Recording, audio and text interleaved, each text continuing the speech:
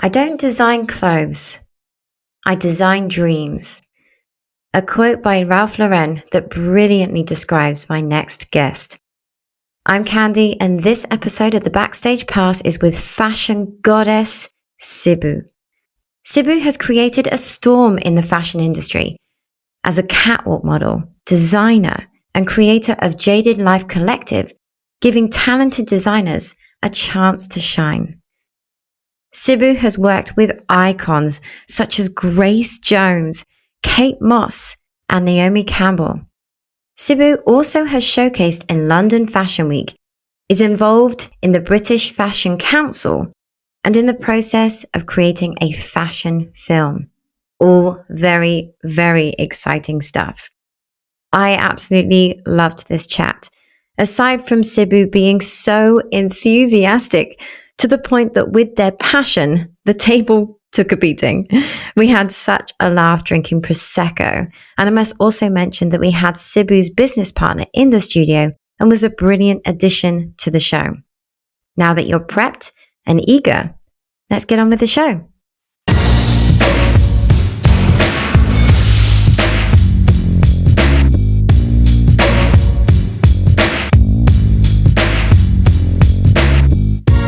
We've known each other for some time, and like through dancing and through just amazing times that we've had. But we don't really get to talk much beyond that. And I think you're such a motivated person.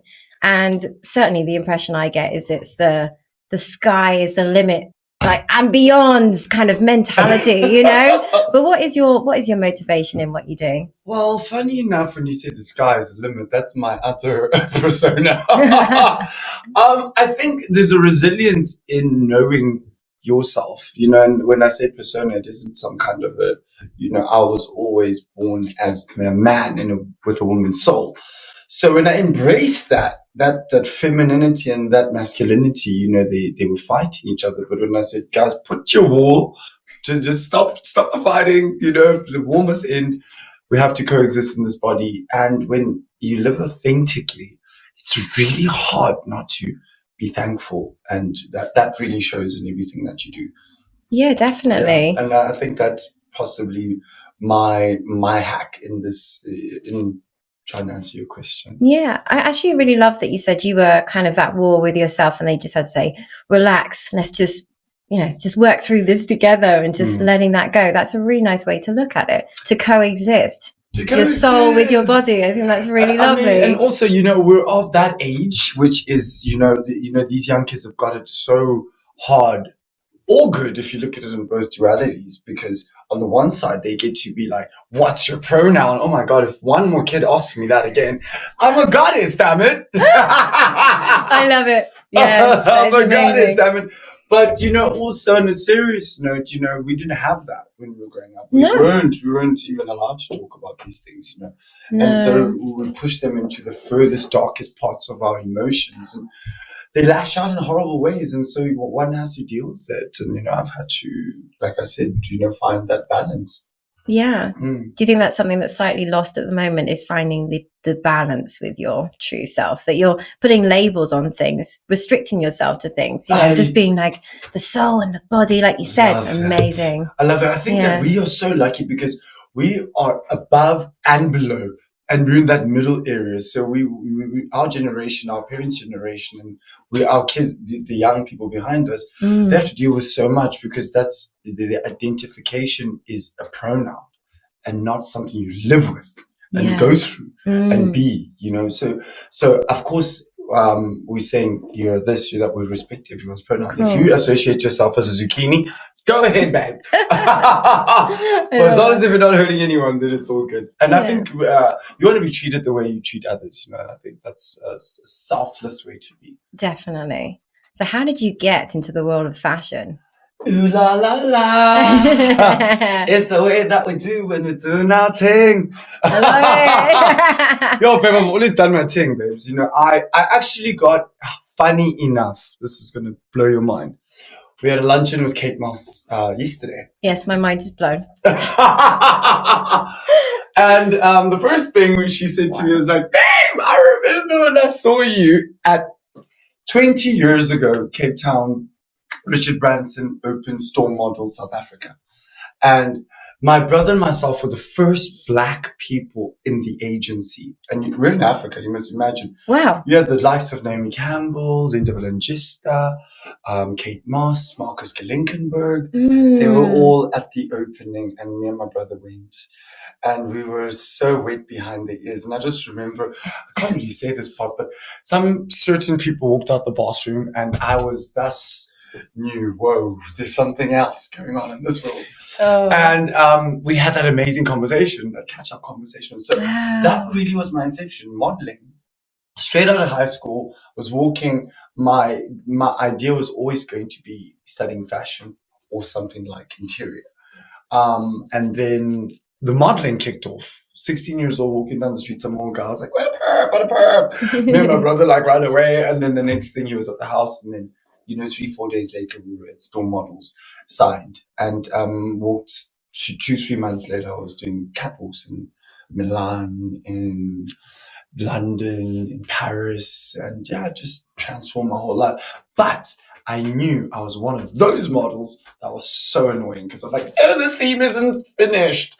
Is this a French tuck seam? So you knew already you wanted to take that. I think I even got a bit of a reputation like, don't hire that bitch. She's going to always look through your clothes. So I always worked with designers who are really incredible. So I loved always that feeling of wearing something so unique and special. And then I realized that there was so much work designers who were just doing absolute trash. Wow. And then I was like, if they can do it, then I can. So I decided to, go back to school. I played around, then I went to school to finish my fashion degree. Amazing. And then I finished my master's at Central St. Martin's UAL, London College of Fashion. Wow. In the same school now. And it's, after my first collection that was picked up, I landed in Vogue, my very first collection. I was in Vogue. That's incredible. But I think it was a combination of being an old student, because I'd gone through that whole work. I wasn't a brat. The people in my school were like 21. I was like 30. So by the time, so it was long overdue. Don't get it wrong. I'd done all the magazine covers and all of that. That's a different story. But when you actually, the person dressing the model just took it to a whole new level for me.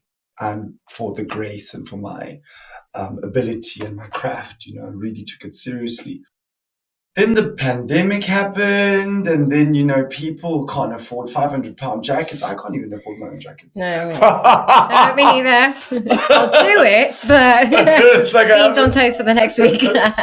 But, the one important thing is to always stay fluid in our creative industry. Look at yourself. You're smashing it. And I love this whole new reinvention of podcasts because it's such a creative thing to get people to talk and really underline, just what's going on in life at the moment. Yeah, definitely. When you were on the catwalk, it was like everything that you then learned later on, it was brought to life in a real sense. You were walking in the clothes, realizing I could do this. And I actually know the whole process going into it, giving you that advantage. Girl, it was, when they say like I was a fashion assassin, because I knew all the sides. There was, from modeling, I knew there was the androgyny look had come into huge favor. And just as quick as it came in, as quick as it came out. Right. Yeah. So I found myself going, oh my God, where's the paycheck? Agency like, no, babe, they're going with the bold guys with the 6-packs and the boxer look. And, the industry's so much more prevalent now and open now because people are body conscious. People are really open to heights, weights, different colors. Everyone, when I was modeling, albino models were just never even looked at. There was one girl, I remember, Karen is her name, supermodel from New York who's completely albino. And in South Africa, but certain things were just not done. You were never going to be a size 7 or 8 or 10 in a show. You always size 2, size 4, and the guys had to have 12 packs and they had a strategic look.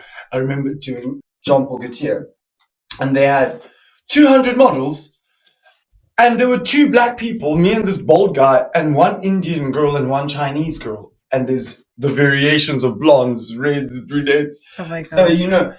there was, for me, it's not about colorism, but the fact is that we've come so far now, and we've still got so much further to go. Yeah. And in my collections, that's what I also want to bring. I want to bring that narrative of inclusivity. Being a designer, for us, we're the ones setting that protocol. Yeah. So to go back to what you were saying, to be able to be front and backstage gave me, of course, an unfair advantage. But to be fair, it's such a long process. It wasn't like, Mama is in her 40s now. Oh my God, I said it. 40. 40. 40. But it's a gorgeous 40. There's confidence with it. There's beauty with it. There's understanding of yourself more. And I'm excited about what comes for the both of us. Yeah. Would you say your fashion design has changed from when you first started to now in terms of the maturity aspect of it? Something else that you bring to the table that you maybe didn't before? I think construction. Let's go straight up to the skill. There's no point if you have the skill and you don't know how to present it properly. You can have greatest ideas, and if you do not know how to put them together. So going to university and being able to study tailoring really changed everything. Now obviously we're busy, so we outsource stuff to different companies. Some people have factories which are sustainable. But initially, I still love to create the pattern and create the sample myself, given the time. But yeah, I think that's probably the best thing. Skill. I upped on the skill because I was always really a good stylist, because that's what my job did. I when like I said, when the money and the stuff started going down, I started working with all these international photographers because thanks to Richard Branson, they were all in my face. And all the supermodels were in my face. And so I'd be like, Taylor or John or whoever, Marguerite, Antoinette, let's all go to the beach. And I'd be the one with giant bags with all my clothes and styling models and doing this, It's been a couple of my shoots also. But that just transformed everything, and that love for that, for that end product, and that's really where it all began. But when I saw some of my earlier pictures, I'm like, oh my God, that thing is held together by the Holy Spirit. I was like, thank God, I know how to sew now. I know the seams. I know how to, that was the hardest thing to do in uni, really, because so many people go to university for fashion, and then when it gets to the sewing room, 30% of the people drop out. Really? It's so difficult. It's so very difficult. It's not difficult. It's challenging. And like any challenge, you have to get over it. You're a dancer and you're a podcast host now. Come on. How does that work? Yes, Queen. Yeah, I can tell you how that works. I never had a voice, so I'm overcompensating. Cheers to that. Cheers to that. Cheers to that. Cheers. Delish. Mimosas. Why not? It's normally coffee. So, yeah. Darling, you got the wrong host. Yeah, I know. You got the wrong guest. Good to have a change. So externally, the fashion world looks, to me, it's like a dream. I watch things like, it's probably a poor example, but Devil Wears Prada, and I'm just there going, oh my God, I think it's amazing when I see all the designs and what they're wearing. But what's really going on behind the scenes could be just so different. What is it like? Baby, it's very much like Devil Wears Prada. Is it? Sorry to admit, but it's worse. Oh my God. But I do love that movie. I say that with a pinch of salt, because think of, and I don't want anyone to ever give up on their dreams, because if I can do it, sure as hell you can do it. And I've done it on my own time, on my own money, on my own vices, in my own way. All roads lead to Rome, as they say. If you truly believe in yourself, if you truly are vigorously going to put in that time and that effort, even if it's just one thing. Today I'm going to learn how to proper do a cross stitch, or I'm going to learn how to do a back stitch, or I'm going to learn, and practice. They say taking 10,000 hours to do one thing, really you master it. I've taken maybe 2,000. Still getting there. But it's an ongoing conversation, But with regards to the industry, I think we've taken a monster dip with the recession. Right. I'm seeing a lot of young designers who are not realizing the pitfalls of, going out there and not knowing what we're doing. So this comes into, we started a collective, which was 5 years ago, if I'm not wrong. I think I've got Peter here in the background. One of the collective he's the director of the collectives, the Jaded Collective, which is an incredible platform for us because it changed the way I even saw fashion. Because what happened was I got to then work with designers as a designer. Nice. So we're solving designer problems with each other. Yeah, all together, like a community. Wow, babe. And the thing is that the old school designers were so, I don't want you to know my secret. My trade secret is bra tape. Oh, so when the internet and the social media thing blew up and, when we started 5 years ago, we had 5 people. And now we have 80 designers from around the world.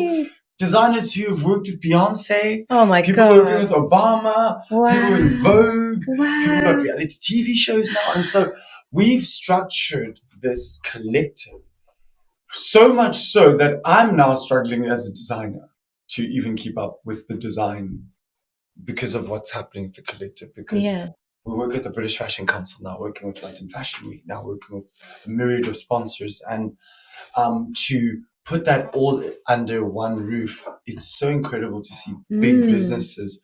Probably, they probably see something in us. I don't want to quote anyone. I respect any of those people that have done it before us. Fashion East, London Fashion Scouts. But we're coming for you, you hear? We've been said with the new Fashion East, and that's really epic. We're constantly, shout out to Nikki, shout out to Natalie, and all the other lovely people at the British Fashion Council doing your thing. We respect you guys, we love you guys, we always want to continue to keep pushing the narrative forward. But so that, that is a powerful, bigger than me situation, because when we've had 80 people walk through our doors, alumni. Some people, they showcase and you never see them again. We've worked with people from South Africa to Hawaii, from Japan to London. That's incredible, though. Yeah, but babe, it's been incredible, and to be in that community. And the one thing is having this, we've got chat groups now. Always. Hey babes, how do you finish that collar? What did you use? Where did you get that seaweed? Is that seaweed cotton? Where is that from? Is that pineapple leather? So there's so much that we're growing, and now structuring that is going to take an army. And we're getting funding from the government to really structure that and get people to have their little clipboards and their little laptops around the table. That's incredible. Because I want to go back to designing, I miss designing. I really miss designing because, again, it takes a lot out of you. I found when I got into Vogue the second time, which was last season for my Zulu Rust collection, and I said I can take a break a bit. It's really you have to know when you yourself have nothing to prove anymore to anybody. Can you say you've been in Vogue twice? But there's more to that also. Now I see a different side to myself. I see a different visionary in myself. It takes a community.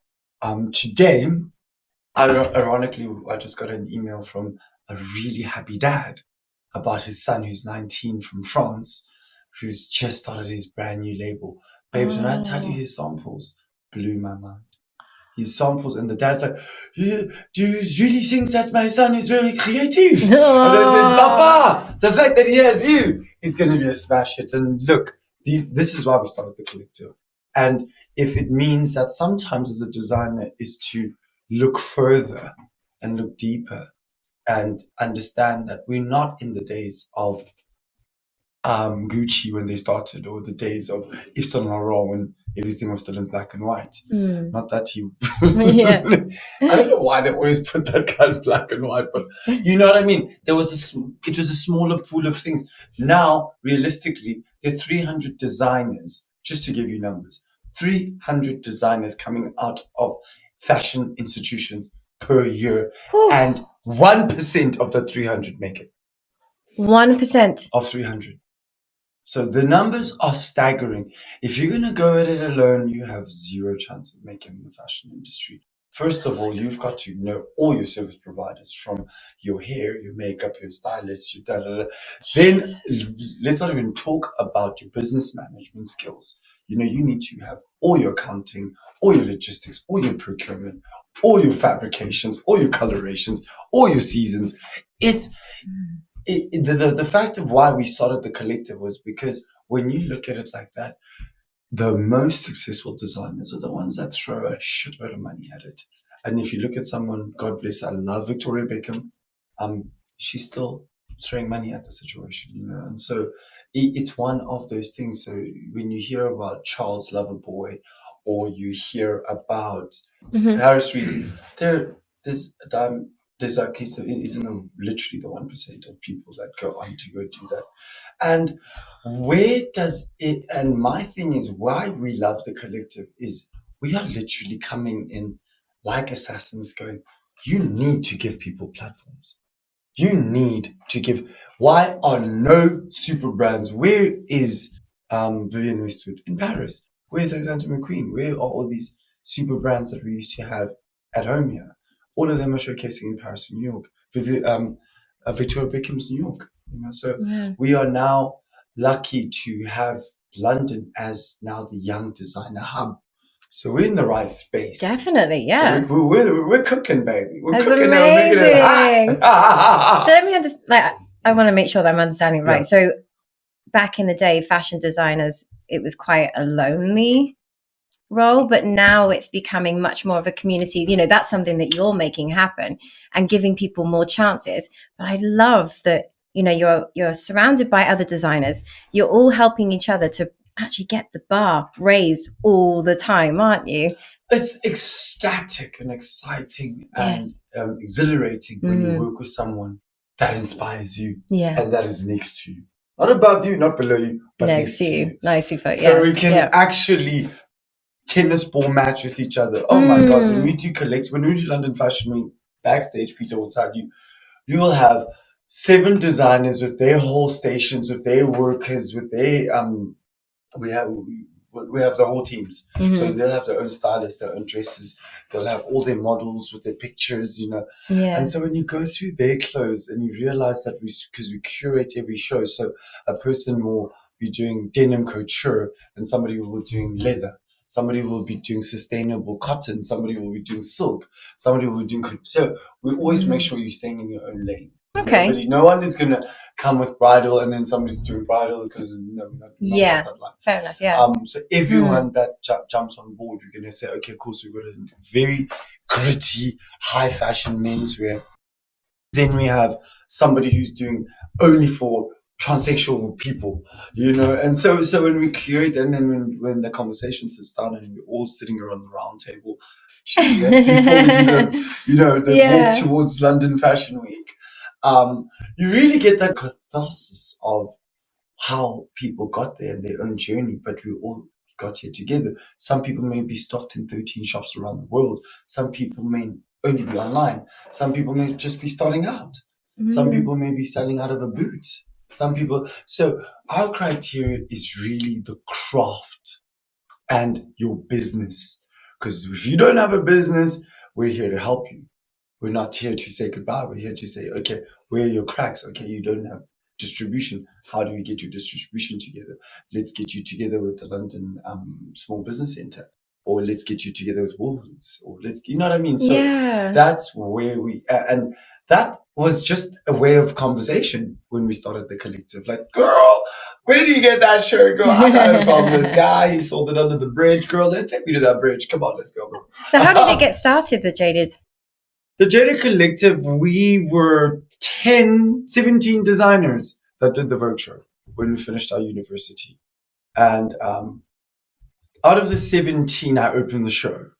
And the top 10, we got into the top 10, and we all were in touch, because we were all obviously in that like pressure cooker. And I'm a very social person. I went out of my way to stay in touch with these people. A lot of people I'm still in touch with today. And a lot of people have gone to do stratospheric, you know. Shout out to Elysia Vagasha, one of our favorites that we always work with.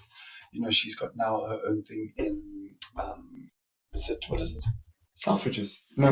Yeah. In Selfridges, yeah. Nice. So, you know, from high school to Selfridges, you know, so there is a trajectory that we look at, you know. When we see this person's got talent, we see that they just need a little bit of this, a little bit of that, a little bit of that, and then they get it together, and then everything. But a lot of people also walk in with eyes shut into the industry. You have this expectation that your collection is going to be picked up by Harrods, and you're going to clap home, and everybody's going to be calling you the new Vetements. No, babe, it's the people that are going to win are the consistent people. The people that I work with are constantly going to be pushing their brand. They're going to another thing, you know, Sarah at Hydration, she's just done a thing in Dubai. You know, she's done, you know, people, we're doing Bangkok Fashion Week. We're not waiting on the collective, because, you know, your rent don't wait for you. You got to pay your rent, girl. Oh, yes. But we're there as a support, as a group, and obviously as a place where we get together to market ourselves. We constantly have lots of pop-up shops. We have events, you know, we have fun, cool, you know, picnic days with the designers, or we all go out and, you know, go watch something, see someone, you know, or support someone. Because if somebody's having a show outside of Fashion Week, you know, or a production or anything, you know, I mean, currently we're working on a movie. You know, and that's another. We'll talk about that just now. I'll put a pin in it. So put a pin in that one. Yeah. But yeah, so for me, working with people that are like-minded, that are visionaries, that believe in themselves. Yes. It's incredible. It's incredible. I'll give you an example. One of the most tenacious designers. Shout out to Nicola. Love you, babe. He's an Italian designer. Really great friend. We went to school together, and I mean, he's now doing the Grammys. You know, he's doing. He did a dress for Shakira. You know, shout out to Melissa, who's just done Beyonce. So, Bumi Coco has done Michelle Obama. So the collective is really insane now. Yeah. You know? And me, Grace Jones, I've done Grace Jones. Kate Moss, all these people, you know. So we're getting there, girl. We're gonna go. It's incredible, though. But you are clearly very, very passionate and so inspiring. Really inspiring. So everybody's going to be feeling that energy. I can just picture you around the round table, and you are bringing the levels up. That is what I'm picturing. Mama, don't play, baby. Put a foot or a boot in it. I love it. You know what? A lot of things is because obviously I wasn't like this, but now it's season 10 at London Fashion Week. Come on, you know, 10 years. 10 seasons, 5 years. Get the maths right, people. No, because everyone's like, is it your 10-year anniversary? And obviously Fashion East is 30 years old now. London Scouts is now 10 years old. So I don't want to get that wrong, because they've earned their flowers. Yes. I'm still a baby, even though we're at season 10. Year 5, we're so excited. And this year is going to be even bigger and better. We are collaborating with Stuart Trevor, the owner of All Saints, for our collection. Love. So excited about that. Yes. Obviously, we'll be shooting a fashion film, which is a feature-length film, which is going to have an international release. Watch out, Cannes Film Festival, Toronto, the works. Amazing. That's a bit of we'll leave it there. Shout out to Sid, the director. I need some extra money. But, you know, the one thing about you have to be as fluid as genders these days. Yeah, that's a good one. Yes, that's a good. Write that one down. You gotta be fluid. You can't just be like, I'm going to regimentally stay at this table doing patterns. don't get me wrong, there's just so much out there, and people are just so sometimes tunnel visioned, and if it doesn't work, it breaks them. Yeah. And I hate seeing people broken, because I know I broke through a lot of things, but you pick yourself up and you say, oh shit, look, what's this? Oh, let me follow this, design didn't work, go into styling, and styling didn't work, go into production didn't work, go into wardrobing, go into, just find yourself. Because sometimes as a designer, you may love clothes, but you may love clothes for yourself. You doesn't make you a designer, girl. It means you look fucking gorgeous every time you go out the house. I think it's really good to sort of follow your path, knowing what you want to do, but going with it as well. I do believe in, being open to the universe, because things do fall into place if you're open. If you go, this is what I want, and that's it, that's when it can be problematic. But if you're going, this is what I ultimately want to do, but I'm going to go around the houses to get there and learn so much on the way that's going to give me even more to my craft, then yes, absolutely. Makes you better as a creative and as a person. And the one thing is that one mustn't get jaded. I know that it's really hard not to get jaded when you're like a kid in Brixton with no running hot water, and then you have this monster fashion love, and then you rip your mom's curtains and create a collection, and there you go. That's also tenacity, and our platform is for people like that. And we really encourage big business to really see the future of where this is going. And I mean, we're now working with the Fashion Fund, the British Fashion Fund. Nice. British Showcase Fashion Fund. Shout out to them too. Thank you so much for constantly believing in us and giving us your coins. And thank you to the Mayor of London too for giving us his coins. And we continue to do so. Because we're doing the right thing. At the end of the day, we're doing the right thing. It's hard to also watch other people do incredible because of the platform, and then you're like, oh God, am I still relevant? And then sometimes you have to realize that there's something bigger at play. It's not always about whether, I'm not done yet. It's good to have a bit of a suspense building. Good. So tell me about what you love about being a designer specifically, and how you feel you can express yourself through the things that you create. I'll put my glasses on for this. When I'm at the sewing machine, I feel the closest to God. Honestly, I feel my hands on that fabric, that sound of that machine. There's a chant almost in the brain and the soul is very calm. And even sometimes when you don't get things right and you have to restitch, and nothing worse than working with something really like fine tulle or spandex, and it just isn't doing what you want it to do. You just want to throw everything on the table. But then when it's done and you're like, there's that aha moment.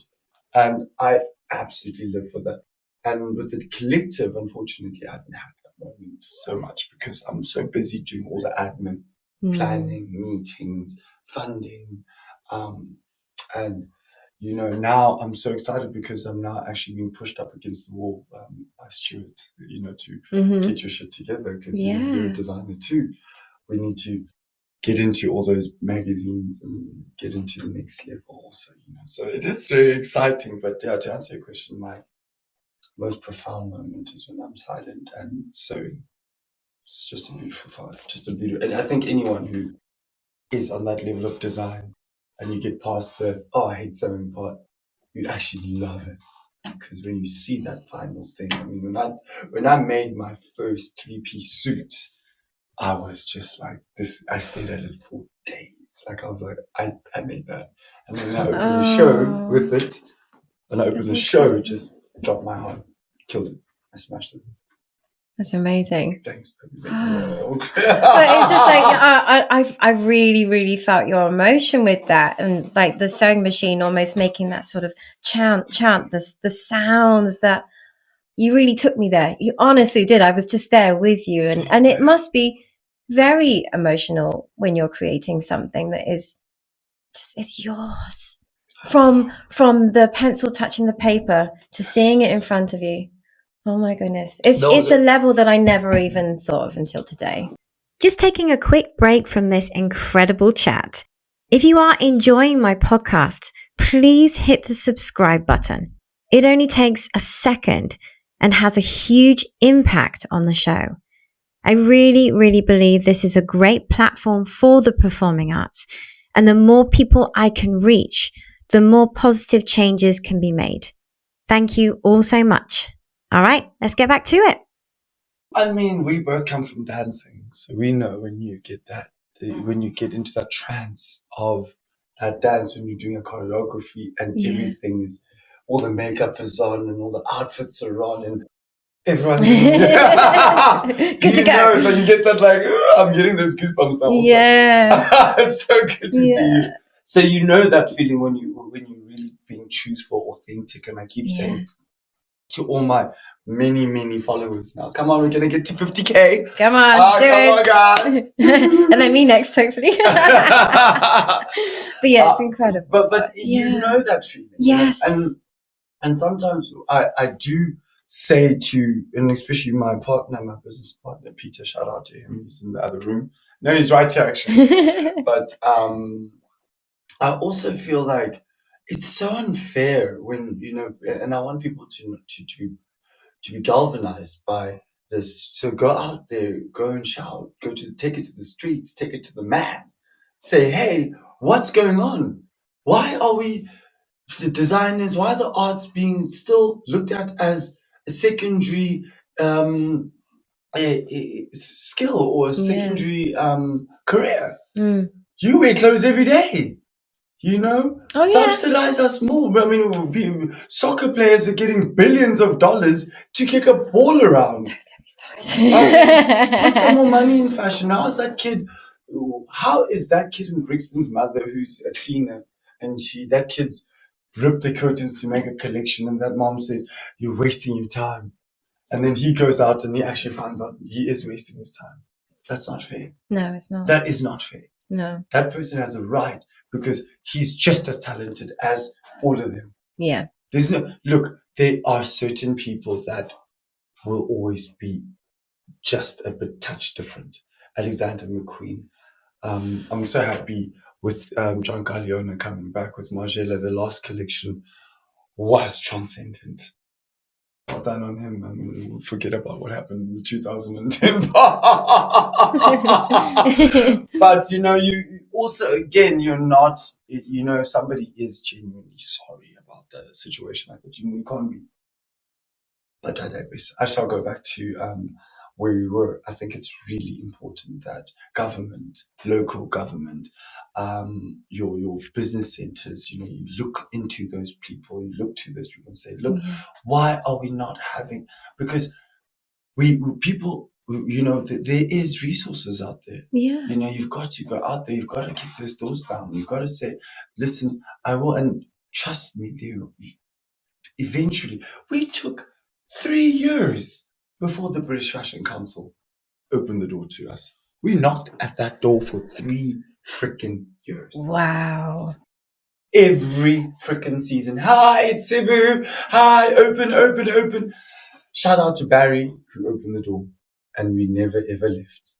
And it tells you tenacity, it really does count, You can't just expect someone's gonna give you that opportunity, because even with the collective, we've had designers who come from Dubai and have endless money. Yes. And they just have t-shirts.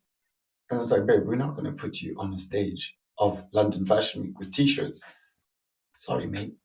So we've also got to keep our standard and our level. I mean, did I need to pay those bills that day? Of course I did, girl. Yeah. But I still have to have a strong criteria. Definitely. To join the collective because we need those people. We don't want to be 10 years from now just somebody who just coming on board. We want to really raise the stakes. We want people to know that this is collective. These designers are going. People are out there changing the world, and I want to be one of those people. Definitely. Oh my God. I mean, I feel like I'm being educated on the fashion world today. I'm loving it. But the bit that I love most is is how you are feeling when you're designing, and the impact that you're having on other designers who are up and coming, who have that passion. Because it's clothes that we wear every day, but it's so much more.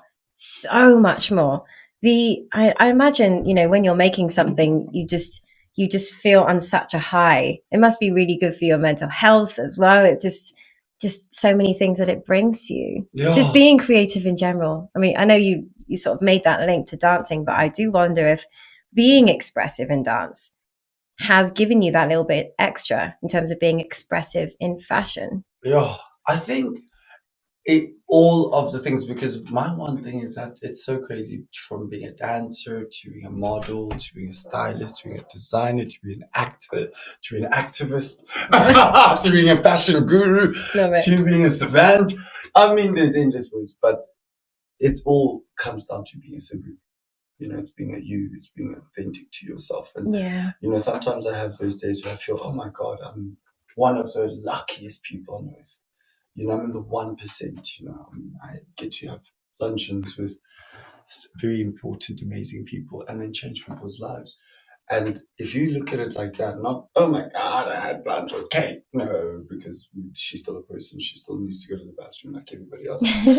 She does not climb on a spaceship. I do. And a little bit of delusion goes a long way. But, but I think staying mindfully positive, but all creative spaces, lead me to a place where I'm happy. And I think dance was one of those things that flow. Sometimes I do collections purely based on flow and movement. Sometimes I do things purely based on culture and regimented religion or something, like my last one was based on, we stripped all of these denim jeans and turned them, so we had a collaboration with Levi. Levi was a really, thank you, shout out to Levi. And they gave us all like 200 like jeans that you never even just threw us with all the trash. And then you basically, through many processes, turned it from trash into couture. And that was a huge collection for us. I absolutely love it. We called it Zulu Rust because I'm a Zulu, and Rust was organic. All things which are shiny and bright eventually turn to dust. So I thought that was poignant for me to work with that. It was a really lovely collection, and it's gone to the next level now. Yeah, because you have different design collections, don't you? So what are they called? Moko Kokuseki was one, which is Moko Kokuseki means what does it mean? Stateless. Hey, can we have a top up quickly? Do you want to do a top up? Use a petrol, but sweetie, I've been fighting all day, but now I'm in love with him again. Relationships do definitely ride the waves, the roller coaster, are they up and down? But I think that's a great point to touch on. I mean, I have to let you guys know that this is definitely not a Sibu show. It is a whole village of people. Shout out to Karen from K Flawless, who's always been there for us. She's an incredible blacktress of a woman. Yeah, that girl. And congratulations, she's now finally featured her first journalistic article in Al magazine. So this is great. And I think she was pictured with the last Vogue editor. Is it Edward Itchenford and Naomi Cambell? So girl, you're doing your thing. I'm very proud of you. Again, someone like Peter's always been there. Peter Affam is my partner and business partner, and it has been epic, the highs and lows and the running in the rain through umbrellas, the fashion weeks in Paris and Milan, and and you just literally sit in a hotel room after screaming at each other and then you just click, oh shit, you're in Vogue, I love you, baby. So there's that, so know your people, know your family, know your base, know your people who you trust around you. Don't be afraid to let people in who are worthy of your time and help you grow. Definitely, yes. Because you can't do it by yourself, girl. No. And I tried it, girl. You will break your back, and I have a very weak back now from that. God knows I've got a chronic back pain because of that. But yeah, so I think that again, shout out to the people that are, like the kid's dad, the French dad. Like my son is very, very talented. I was like, yes, he is. But with a dad like you, he's going places. The support is so important. Cheers to the support. To the support. Cheers. Cheers. Delish. Yes. Yes. For those of you that I know, yeah. So for those of you that can't see, it's prosecco and tangerine. It's delicious. It gets up. Highly recommend. What's the process in creating something from beginning to end? If you could sort of capitalize it for us. Well, there's two answers to that. There's the way they do it at university, which is a process, as you say. So you'd go, you'd find what inspires you. You would find, like a theme.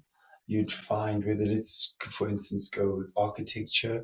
You would go with a year, maybe Baroque, or you would go with Victorian or Georgian, and then, or you would go with Japanese, and then you would go with then your coloration. So what colors are you looking at? And then you look into fabrication. Fabrication, then into design, and then from design into pattern making, and then into construction, and into the final piece. Twirl, then the final piece. That's really what you should be doing as a designer. I say fuck that shit. Do what works for you, boo. It's very important to keep it, because some people are great at storybooking. Some people are great at finding images and creating a beautiful mood board and creating that. Some people are fantastic at pattern cutting. So for me, my thing, as you know, and as I've explained to you, we're fabricators. I'm a textile designer, in fact, more so than just a designer. Creating my own fabric is what I'm really good at. So I don't want to go to a fabric store. I need to first design the fabric before I design my clothes. Gosh. So that's my process. Wow. Is there a bit of science behind that as well? Oh my gosh, ask Peter. It is so intense. It sounds complicated. Because sometimes you're looking at different, chemicals that you have to use, and they have to be done in a very non-harmful way, in a sustainable way, because we need to look after the environment. And then you're looking at pressing, flocking, blocking, foiling, so many different things. And sometimes you feel like you're in a science lab creating something like that. And when you find that really incredible fabric that you finally, this is what I'm ready to do, then all things fall into place for me. I know that always made my freaking teachers so upset. They're like, "What is that process? Show me that process." I'm like, "It's in here." Got good memory. They're like, "No, this, God bless those people." But yeah, I gave them hell. But now they're giving me the respect, because they knew that, not everyone had to go through that exact way. And sometimes people with autism, people with learning disabilities, I sometimes have ADHD. I can barely sit straight in this chair. I was going to say, you're swinging round and round. It's ADHD, guys. I'll admit it. I'm sorry about that. But at the end of the day, when you have somebody like that, you have to also keep in mind the nuances of how to teach. You can't just throw everyone in the freaking camp and be like, "Okay, you're number one." Some of those girls who did the best in our class have never been seen anywhere. I've not seen any of those girls who did incredible with their marks and got A's and all of that. Girl, where you at? Where's your collection at? Yeah, that's so and that's sad. The people who wanted are the ones that wanted, that will get it, whether or not they, I know some people who failed the course and went and did really, really well. Really well afterwards. So don't ever think that because there's two things in the school of thought. There's the academic thought, and then there's a practical thought, and those two seldomly ever bridge. And the day that happens, we will have cohesion in the industry, because half the stuff they teach you can never use, the minute you walk out of there, it's useless waste of £10,000. Rather go and work in Savile Row, like what's his name did.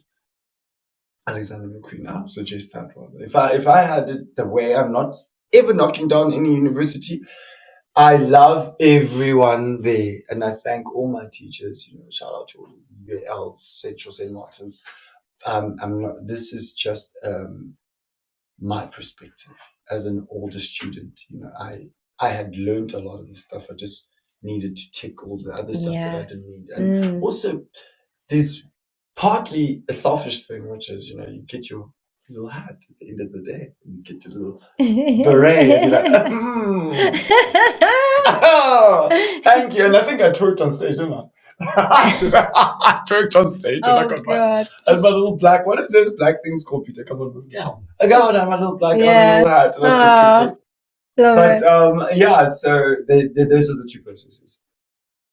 That's a lot. A lot. A lot. I mean, I always think when you're training to be, let's say ballet, that's what I know most.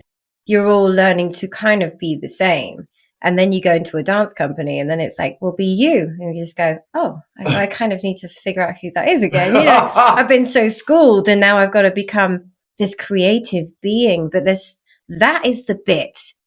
No matter what your craft, that is the bit, the most exciting bit where you go, I found myself. I know how I want to approach things, execute things, challenge things. Yes, girl. Yes. Yes, girl, give me them goosebumps. Let's put on our spandex and go and do some dancing. I love it. London later, right? I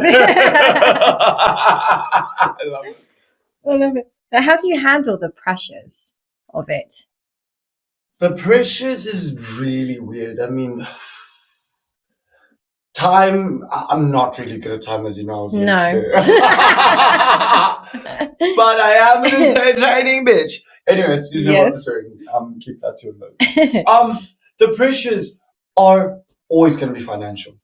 Right. You never have enough money to finish a collection. You never have enough money to do enough press. You never have. So the collective helped us. Because what happens is we all sit down, me, you, and Peter, and you've got your new collection of dresses, and I've got my new collection of whatever is, and Peter's got kimonos, and we say, guys, let's split the costs. So not only do we have a show that is really integrated with the designers having every part of having a say in every part because you're paying for it. Yeah. And also being subsidized heavily by the government. So for a show, normally would cost about £100,000, and we designers pay $2,000 to get into the show. So imagine how much we put in with service providers, with the sponsors. It's a lot. It's a lot. You know what I'm saying? It's quite a lot to kind of fathom, but to work with each other and to share costs and to share information has really been.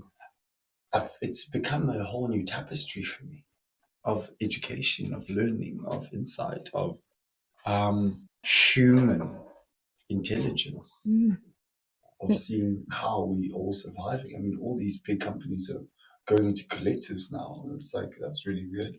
You don't really need to, but they're also seeing the pivotal shift into organic and sustainableness. It can't be just a word. It has to be a way of life. Yeah.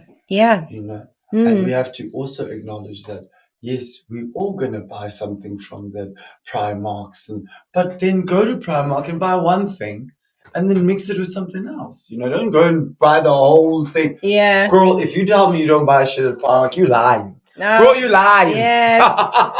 Yeah. See, I always tend to do, so I'll have like the basics from Primark, but maybe the jacket would be something a little more expensive. Yes. And the shoes. Yes, girl. Yeah. Exactly. Yeah. My thing is, I'm not shouting out to Primark. You can go for yourself. I will say they do, because I'm very tall, so they do a size 30 waist and 34 length.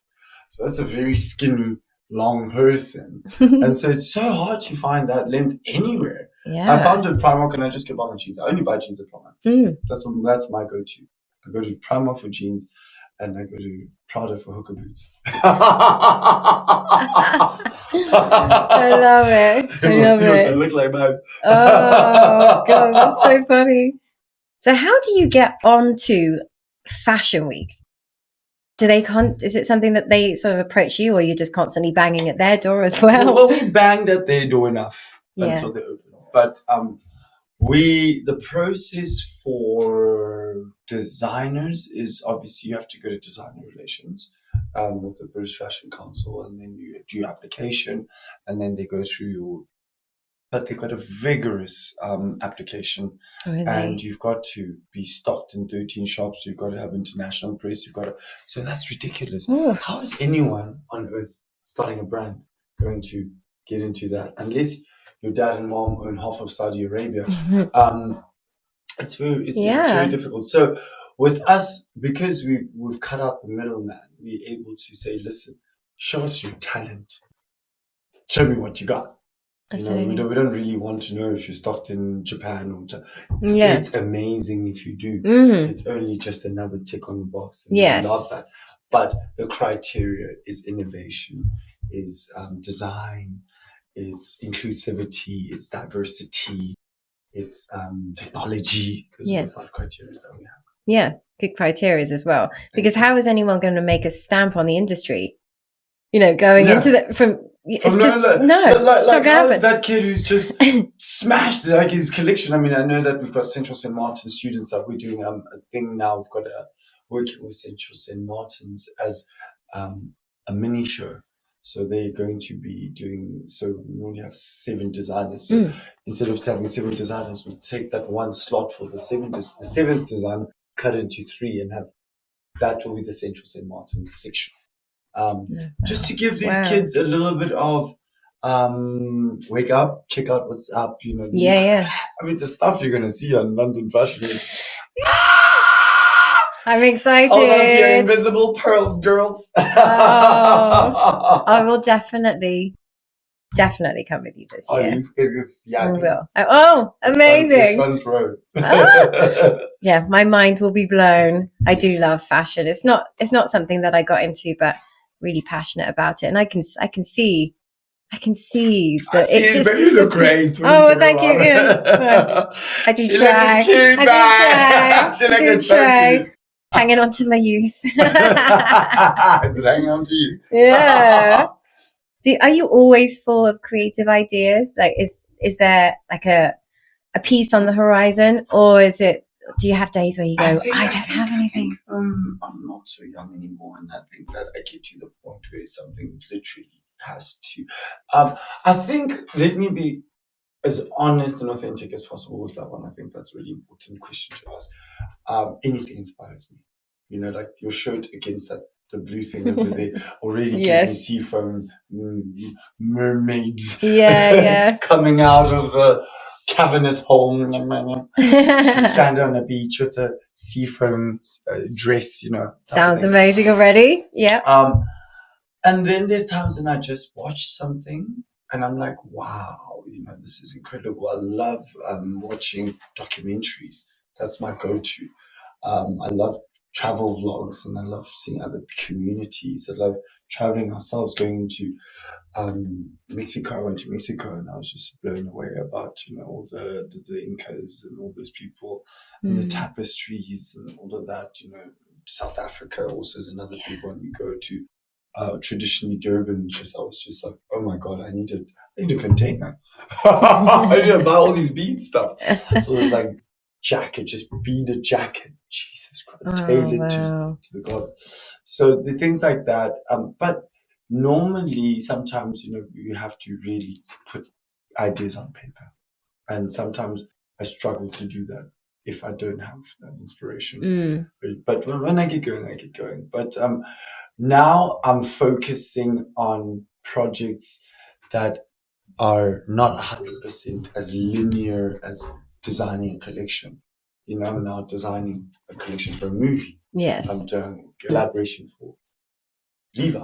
Yeah. So I've done enough seasons and enough collections. I've been stocked and been around the world, but I'm very excited to see and don't get me wrong, it's a pendulum swing. So now when I swing back into heavy fashion, when the industry recovers, because right now it's really really difficult. I mean, Ted Baker's gone into administration. That's really scary. Yes. That's a household name. Okay, they should have maybe stopped at making soap, but maybe the diffusion brands, stick to what you know. So be careful of also over diffusing just because you want to make a quick buck. Because now there's just nothing. I mean, it's like Ted Baker's like Primark. That's so sad because I used to love. I love Ted Baker. Me too. I love Ted. And don't get me wrong. Please come back. Someone save Ted Baker. Yes. Please. And somebody save this bloody industry because it is really scary. And it's just the cost of living. Yeah. Who got £500 lying around for a young designer? I mean, 1% of the world do. That's the sad part. But I think don't focus on the negative. Focus on your resilience as a designer. Focus on how you can find other projects that can cohesively get into you. Yesterday we went to an incredible design, Red 8 Gallery. Red 8 Gallery, which was fantastic. Like when you saw this tattoo artist turned painter, and he's working on sheets of metal. Wow. Doing this incredible etching with the tattoo gun. You must absolutely I love tattoos, I'm there. And I was blown away. And then also with me talking about our collaboration for London Fashion Week, so I'm going to be doing body armor. I'm very excited. So you got to think outside the box, girl. Yeah. You got to if you are not actually feeling some kind of, oh my God, I'm having a writer's block or I'm having a designer block, whatever that is, go out there, get your hands dirty with somebody else's art. Get your hands dirty with somebody else's craft. Take a class, do something that's going to just reinvigorate you. Going to see that guy's art was like, okay, now we can really fuck it up. Now we can really mess it up. Because if we can get to, and look, I'm doing a collaboration with an artist who's doing metal, and then Stuart Trevor, who's in All Saints, and me as a designer, So it doesn't have to just be me and you. Whole squad to get that thing together. Definitely. It's there. It's blow the world away. Wow. I love what you said about going out and seeing other things. I think that's really important. I mean, it's not the same as fashion. I'm writing an essay at the moment and it's on a fictional character. And I was sat here a couple of days ago going, and so I went out for a walk and I was just looking around and then just bang, everything came to me because I stepped away from what was at that time a little consuming. And then all the ideas and the creativity came back. And then I just couldn't wait to get back to continue it. I love that. I love that. I mean, it's breaking away from it, I'm finding it's so exciting when you get to that point where you don't have to prove anything to anyone. And I think these kids now are so lucky because they were born without having to prove shit to nobody. Yes. We still in that we have to prove, our parents had this, our parents had that. Yes. They have these thoughts of us being in, what your parents thought of you, whereas in these kids, they don't give a damn. Yeah, I mean, I do. I'm like, I hope I make my mum proud. Shout out to my mum. I speak to her every Friday and I know she's really proud of what I'm doing, but there's still that element of, I feel like I need that. But my kids, they have that so much. I mean, I'm just like, literally like, be you. Do what you do. Some people have said to me, so are they going to be ballerinas like you? And I go, no, they're going to be them. My son started wanting to be a ninja, so I'm going to fuel that. Be a ninja, baby. Be a ninja. Listen, absolutely. He's a billionaire now. I mean, shout out to my mom also because she's my grandmother was the first designer in our family. Wow. So the history is grandma was a local in Johannesburg in the rural areas. She was a seamstress and she used to make little wedding gowns for the people. And then my aunt Selena, God bless her soul, they've all gone now. She was also a designer. And my mom, I remember in my final year of high school, I saw the In Vogue music video 1 riddle, 2 riddle. Me and my best friend were so obsessed with their leather looks because it was all leather. Yes. And this is 2000. So, it was like, so my mom was like, okay, let's go get these. You pass and I'll make you that outfit. And I was like, yes, Mom, I'm going to pass. And I went past and we bought that leather and she cut the leather jeans, tight. And the top was one arm off. It was, and my other friend had the Matrix coat with the hot pants. Love it.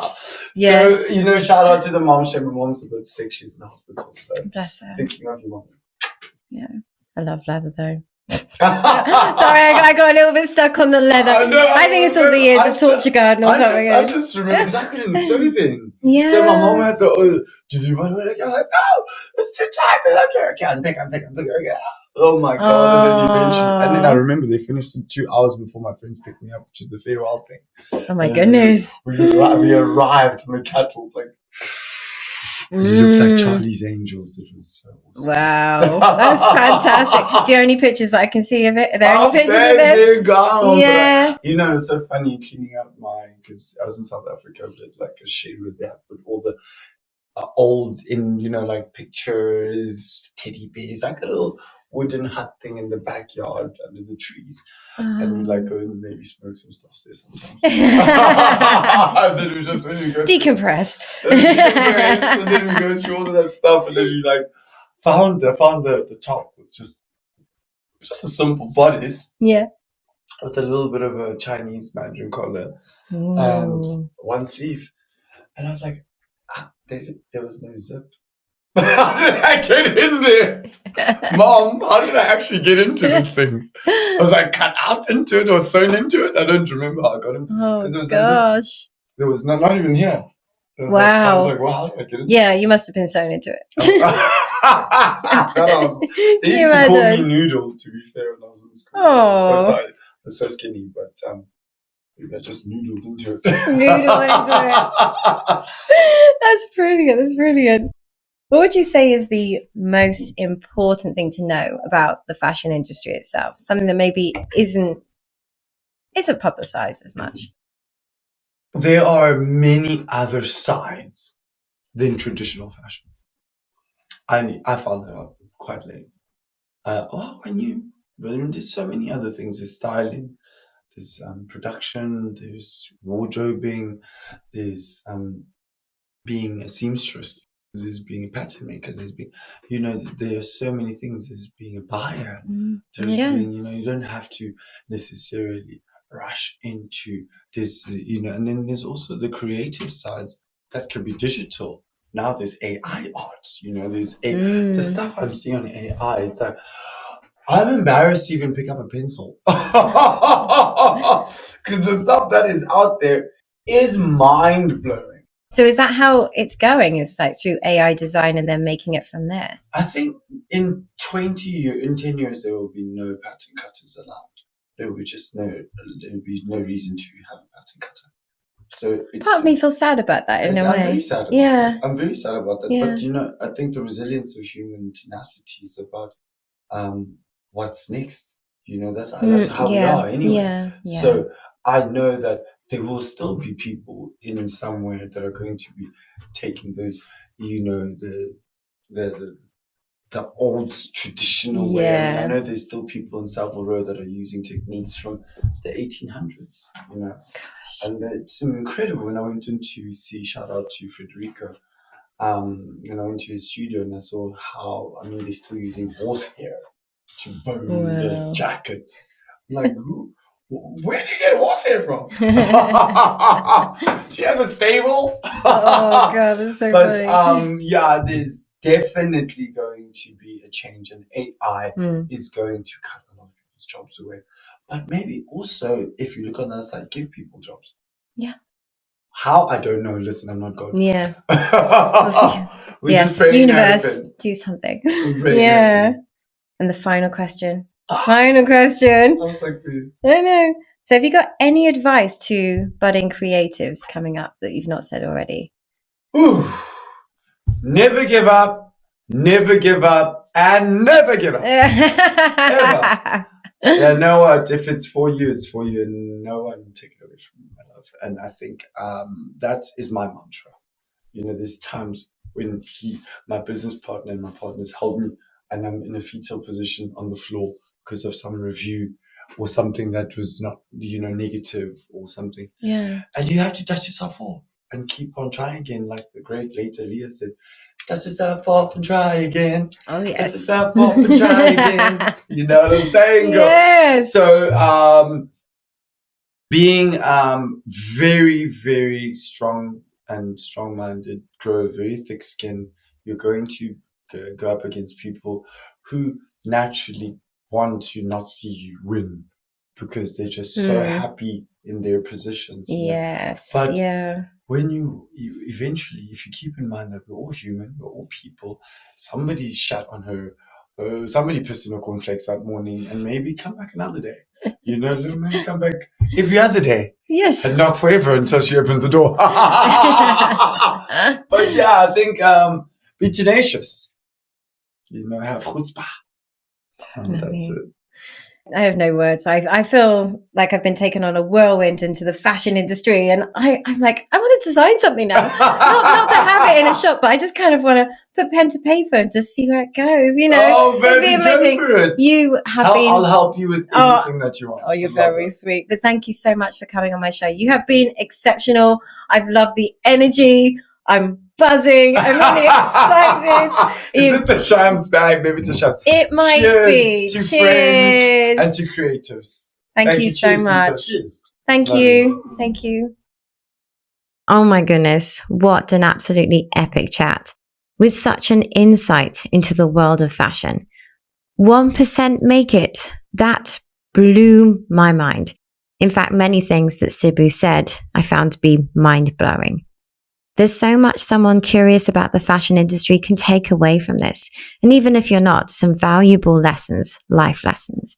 I think it's really important to note that, not allowing yourself to be so tunnel visioned with your goal. Many, many different paths may lead you to the very thing that you want in your life. But you've got to be adaptive and open to what is presented to you. So much to think about. I've put all information on Sibu and his wonderful businesses into the show notes. The next episode is going to be the highlights from the past year, something I'm very, very excited to release.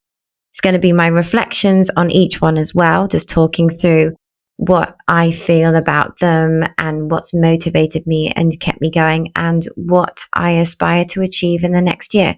It's a show definitely not to be missed. Thank you all so much for listening. Bye for now.